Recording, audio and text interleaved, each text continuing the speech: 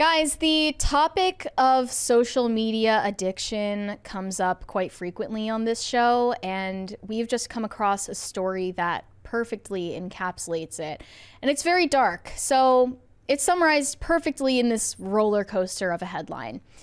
Dave Hollis' death. Disney executive destroyed his life by becoming an influencer, triggering marriage split and outburst at daughter before dying during drug binge while glued to his phone.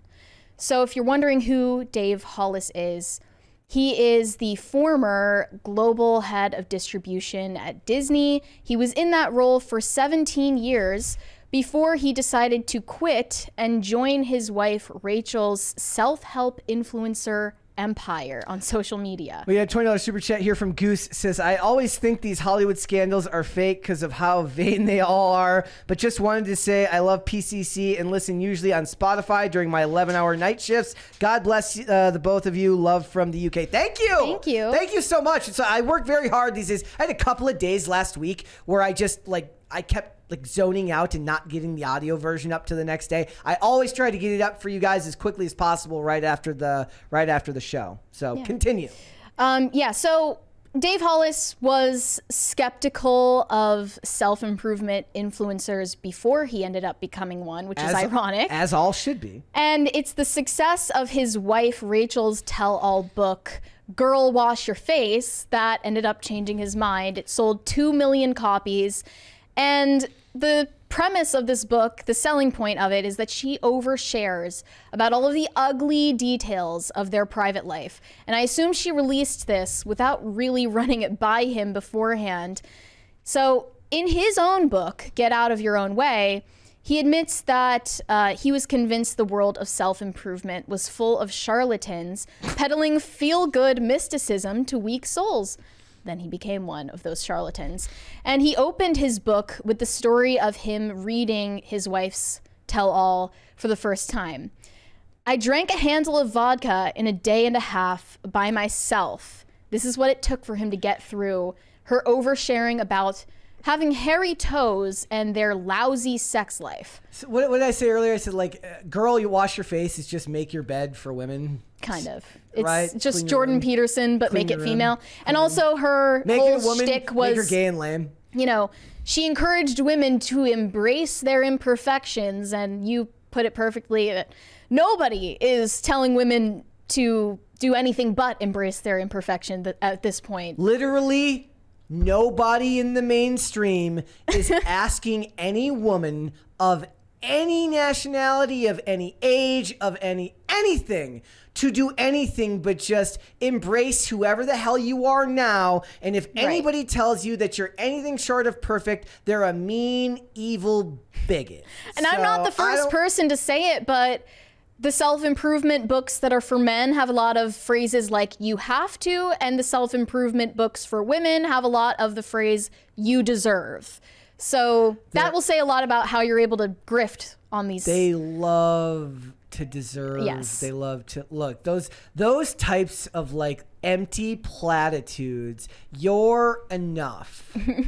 No, you're not. Yeah. Neither am I. Here's another empty You should platitude. always strive to be more. Guess what? You don't have to be an influencer to tell people that.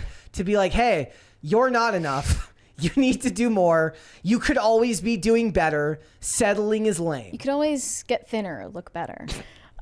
His book explores the lies we tell ourselves, including real men don't show emotion. Once again, ironic considering that oversharing his emotions is really what led to his downfall and his death earlier this year. And with this story, what I noticed, there was an episode, I'll circle back. There was an episode of iZombie where this guy whose wife, she's a romance novelist. She wants to write these stories about her sexual exploits, but he is a firefighter who's in a wheelchair, right? So he's in a wheelchair, so he can't, she doesn't explicitly say that it's not with him, but because he can't actually have sex, because he mentions this in the episode, that it would be humiliating and everyone would know that what she's talking about in these stories in this romance novel that she's writing weren't about him, and he begged her to write under a pseudonym, and she wouldn't.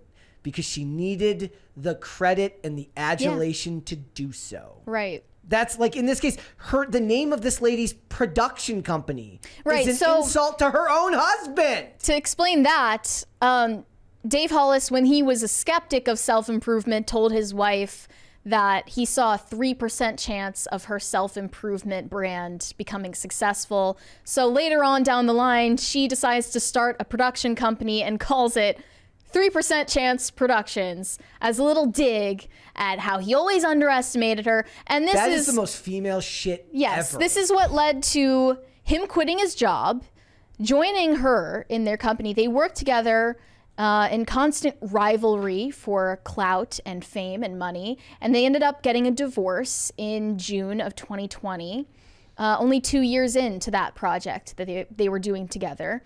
And he was already really obsessed with curating his online presence and reading comments, but this is what really began his unraveling. You know who he should have been hanging out with? That HBO executive who kept telling people. Yeah, exactly. I did think of that guy too. So imagine this. Imagine you work for two self-improvement influencers and you have a company Slack for it. His staff received a Slack message delivering the news of their divorce. "We have worked endlessly over the last 3 years to make this work," Rachel said on Instagram. So imagine that you work for a married couple and then they just drop that news on you. And it's literally guys, like your parents. We're making jokes here, but this story is it's incredibly dark. Sad yes. and dark. Yeah, so after they got a divorce, Rachel's own brand ended up becoming mired in controversy and scandal because she had a reputation for trying to be unrelatable and out of touch. She's like, I want to be like the women I admire, like Harriet Tubman. Or like, wait, she wanted to be unrelatable. So what she should have done is tried to get an apprenticeship with Gwyneth Paltrow. Exactly. So he moved on, or so it seemed in his public presence, and he started dating a fitness influencer named Heidi Powell. And she was known from ABC's Extreme Weight Loss show. What about Pancakegate? Well, we're going to get there. Okay. We're going to get to Pancakegate. Don't worry. All right. So he continued posting and reading all these comments, and he got veneers on his teeth. He started getting fake tans, and he got into bodybuilding after the divorce. Look, on its face, taking care of yourself and caring about your appearance isn't a bad thing. On its face. Yes. But I believe that secretly this is around the time when he started doing drugs. So that led to Pancakegate, as you called it. This is what his fans deemed the incident. In October 2021, he was doing an Instagram live stream, literally yelling at his fans for not buying his second book, Built Through Courage. Pre-sales for the book were weak, and Dave was livid that his followers weren't buying it. And his then 4-year-old daughter, Noah, barged into frame and sweetly asked if her dad could come make her Mickey Mouse pancakes. He blew her off, saying he was talking to, quote unquote, our internet friends. And later she popped in again. Get a life, he told her. A bad joke that sounded unnecessarily harsh and certainly not in keeping with the friendly dad persona that he cultivated online. He told his own 4-year-old child to get a life because she asked him to make Mickey Mouse pancakes. Mm-hmm. I actually don't know what's worse, that or the idea that he says yes and then just doesn't do it. Like, you know, like one's even worse because he says he will and then for the public image, but then doesn't do it. Yeah. Right? Like, well, he was rightfully shamed for the way that he acted, which he should be. And he had to publicly apologize for the incident. And in response, he ended up checking himself into rehab in early 2022. And once he returned, he just couldn't resist continuing to chase dopamine and likes on social media. He needed to, as he put it, have his cake and eat it too. This is where he loses me a little bit here. As somebody who, like me and you, are in the public eye, at least somewhat, with this show, with social media, whatever, fine. The problem is you're talking about how he would go through these comments obsessively. He would delete the negative ones. Yeah. The problem is you don't get to have your cake and eat it too. One of the things that I talk about all the time is like, me personally, I ain't cut out for this. Like long term, I don't know if that's necessarily true, whatever, but I don't relish putting my every thought out into the ether and then obsessively reading what people have to say about it, because one, I don't find what I have to say to be particularly groundbreaking or interesting, but I do appreciate that people listen to what we have to say. But I also understand that if you're going to do that, and I point this out all the time, you have to be willing to let people who disagree with you speak on it. And the idea that you get to do both, you get to have all of that public adulation, all of the good stuff and none of the bad stuff, is a recipe for disaster, because reality will end up converging with what you want it to be, and it will fail. Yeah. I mean, if this guy couldn't handle the public scrutiny of having a middling Instagram following, I don't think that he would have made it if he stayed at Disney and ended up getting Bob Iger's current job, because that's a whole other level of public scrutiny. I don't know if he would have had to. I don't know if he has what it takes to be Bob Iger. No, but he did have that aspiration at one point, and maybe he would be alive today if he continued there. So he continued spiraling in his private life and projecting this persona that he had it all together and that he was somebody who could influence you and be a role model for you in your life. Neighbors saw him buying alcohol as early as 7 a.m.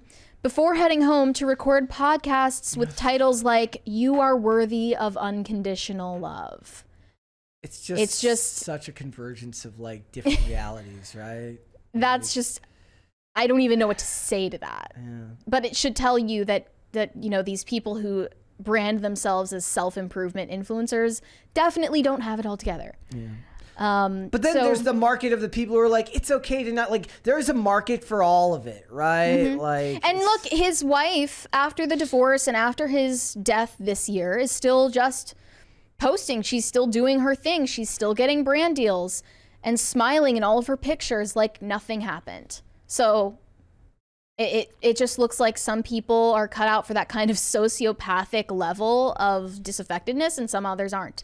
And that brings us to the tragic end of his story and of his life. So in February of this year, friends say that Dave Hollis got so drunk that he needed a ride home. And before Dave headed inside, he committed to attending Alcoholics Anonymous meeting and church the next morning. And when he didn't show up for the AA meeting, a family friend went to check on him, and he was found dead. His autopsy report found cocaine, fentanyl, and alcohol in his system that led to a heart failure.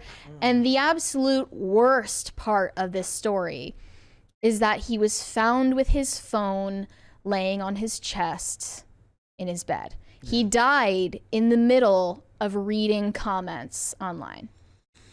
It's just, it's almost poetic. It's indicative of like the culture that we live in now, right? Like I guess the only similar story I can think of is like the male model who died trying to take the selfie on the balcony. Even this is just like a whole new level of tragedy. Like, like it's so easy to fall into that rabbit hole, right? Like, look, I do my best most days. I don't look at the comments of the stuff that we make, right? I have my opinions. People are allowed to disagree with our opinions. That's all well and good. People come on the show. We agree with sometimes, we disagree sometimes. All of that's great. But when you put out tons of content, when you make yourself a public figure in any capacity, it really is a struggle you're going to have to get into. And I know plenty of people who work in this space who say, like, some of them love to get involved and they love to go back and forth with the people. And that's well and good. And if that works for them, that's great. But for me personally, I couldn't do that. So to manifest any level of sanity for myself, there just has to be like some type of cutoff there. And doing that is very, very difficult, you know, finding that middle ground. But I think also you might have to be predisposed to a certain amount of obsessiveness over other people's opinions of you, right? Like I myself probably worry about it more than I should, but I do have that cutoff, right? Where I know maybe because I've been to rehab and I've had to work on these things, but I know when it's starting to get to me, and I know when it's time to walk away from what I'm looking at and go do something else. And that requires a certain level of self-control for us, right? Mm-hmm. You can't. Well, there's the issue with influencers is that there's a certain culling that happens once you reach a level of followers, where you will only end up with either the people that have a near sociopathic disregard for what people think of them and what people say about them. And then the other camp is the people who are so obsessive about it that it controls their entire life. Yeah. So those are the only people that reach that upper echelon of influencers and actually survive it. And I would assume maybe his wife is in one of those camps. Yeah. And once you, like you said, like once you reach a certain level, like it's going to happen. This is why we theorize that there is a group of influencers that are just straight up sociopaths. Yeah. It's actually a surprising amount of people in society that are like that just have zero regard for what people think or say about them. And that can lead to dangerous situations. Yeah. But then in Dave Hollis's story, he's the opposite. He can't help but care incessantly about what people say and think about him. Yeah. He like needs the negative feedback. It's more of a drug to him than whatever substance it was that led him to his death. And that is what they talk when they talk about addiction, when they talk about it's when it starts to adversely affect your life, right? Like I think I mentioned yesterday, I said like whenever I mention that I like if we go out with people and like I don't drink or anything like that, they feel like I'm like judging them. But what I'm saying is no, it's what it is a commentary on me and my ability through my past to not be able to handle these things where I had to make my own changes. That doesn't mean you don't have the ability to do these things within moderation. So me saying that I can't do these things doesn't mean that other people can't do so responsibly, right? It's tailored individually to how every one of us has a different personality. It's going to affect everyone differently. For him, it very clearly seems like what happened was it started to adversely affect his life and he wasn't able to get away from that. And this story, as sad as it is, as depressing as this story is, I think it deserves more attention, and not a lot of people have been talking about it. No. And it should call into question the way that you think about these self-improvement gurus in general. Yeah. Because, I mean, it literally says here, Dave Hollis quit his job at Disney to join his wife's self-help empire, and they built a business around sharing their darkest feelings on social media. The reality was even worse. You should not be celebrated and praised and enriched by sharing your darkest feelings and insecurities and weaknesses on social media. That is not a good thing. Yeah. That is not unconditional love. That is a freak show. Yeah. That is people treating you like a freak show. And you may not realize it in the moment, but that is not real human connection to go on a podcast and blurb out all of the deepest, darkest fears that you have in life and overshare about your lousy sex life with your husband or about all of your body insecurities. I mean, that's something that his wife got famous off of doing. That's crazy too, because like it's not a good thing. For the things that I share, there are so many other things that I would just never tell anyone about, right? And that's a good thing. That's a healthy boundary. Where it's like the things that I'm willing to share with people are the things that I've kind of worked my way through strongly enough where I know that I can talk about it openly. But then there's so many other things where it hits so close to home that you keep that for...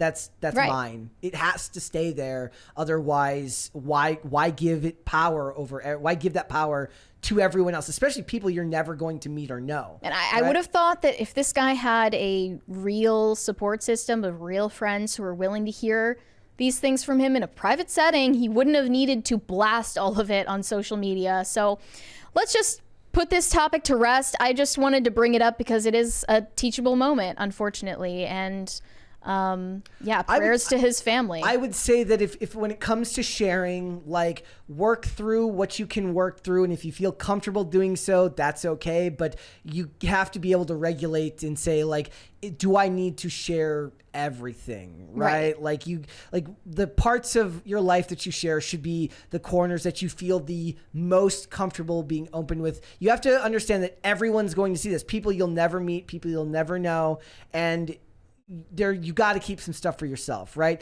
The deepest insecurities that I have, I would never share with anyone, and I don't think that that's a bad thing. Like, I don't think there's anything wrong with holding on to things just because. And there's nothing inauthentic about keeping certain things private to yourself. Otherwise, you're just being self-indulgent. Yeah. Because you're the center of your own universe if you're forcing everyone to walk past all of your insecurities and darkest moments like a freak show, as I said. Thanks for watching. Listen to full episodes of Pop Culture Crisis on Spotify. Keep up with us on social media and make sure you subscribe and ring that bell so you never miss the show. Bye, guys.